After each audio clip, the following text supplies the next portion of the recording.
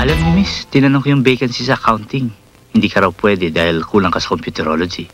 Ayaw niyo bang mag-train? Kasi madali lang naman Ay, ako nako, miss, wala na kaming panahon para mag-train. Bilhin niyo na lang itong kutsilyo, 720 ito sa Shumai. Miss, meron na ako niyan. Maghapon akong kumakatay dito, ayoko nang umuwi pa at magkatay muli. Sa iba niyo na lang ibenta ito. Anak ng bakulaw, bumili naman ho kayo ng kahit ano sa akin. Kahit itong butong pakwa na lang. Pudpud ang sapatos ko sa kabibenta at kahahanap ng trabaho. Pausa ho ako.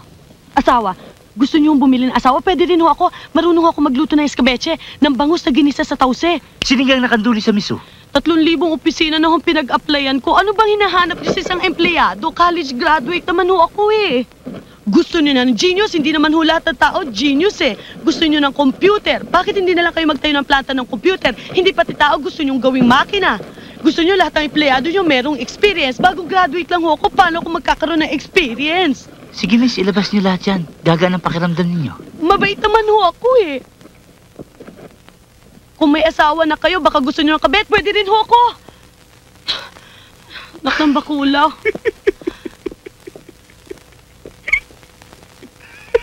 I am loyal, I am hardworking, I am ambitious, and I'm still a virgin.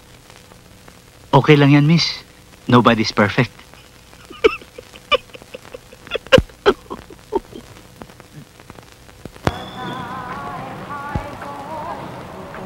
Matagal nang hindi siya nagpupunta rito. Inoda siya newsprint, di niya kinuha. Pag nakita mo siya, sabihin mo, hinahanap rin namin siya. Gustuhan tayo magkakaleksyon. Hindi pa pahig sa mga boss. Diyan pare, sarap na dito, Berte. Yeah!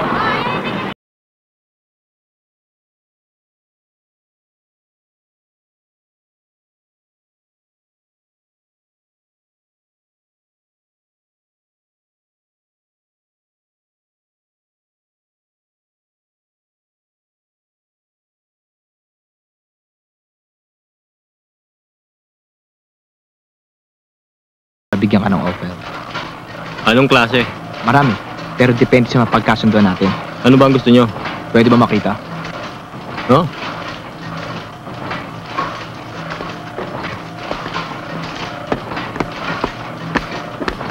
Hey! Yeah! Get it down!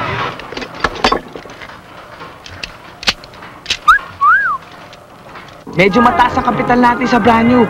Pero mas malaking kikitain natin. DJ, malaking pera to! O, paano pick up? Sa akin ang address, idada ang manager ng delivery natin. Ox ba? Anong i-deliver ko?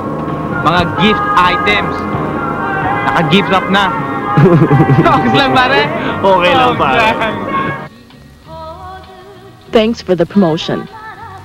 Of course I deserve it. Well, actually, it's not my decision. It's the board's decision. As a matter of fact, one more promotion for you and they'll have to kick me out. Hindi nila magagawa yun. Hindi ko sila papayagan. Ang bilis mo talaga. Sa sitwasyon ng bayan natin ngayon, hindi pwedeng mabagal, hindi ba? Dalawa lang ang klase ng tao sa mundo. Isang mabagal at isang mabilis ang utak. Eh ako, ano akong klaseng tao? Opposite. Mabilis ang utak, mabagal ang kilos. Don't worry. Tutulungan kita. Break, fair lady, Rambo. Excuse me. Okay. Come in, Rambo. This is Fair Lady. Over. Baka nakaka-istorbo ako dyan. Ox lang. Kaya lang bilis-bilisan mo. I'm in the middle of a meeting. Over.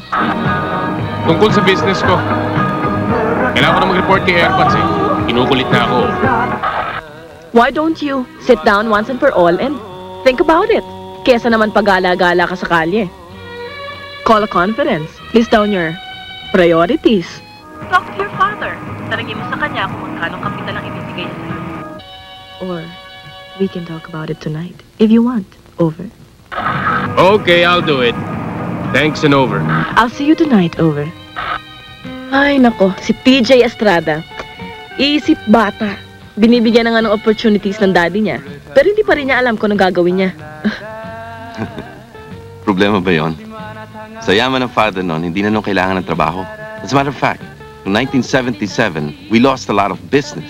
inagawan tayo ng road construction contracts ng father niya. Why? Nag-underbid? Nag-under the table. Gaya nga ng sabi ko, dalawa lang ang klase ng tao dito sa mundo ngayon. Isang mabagal at isang mabilis. Amen.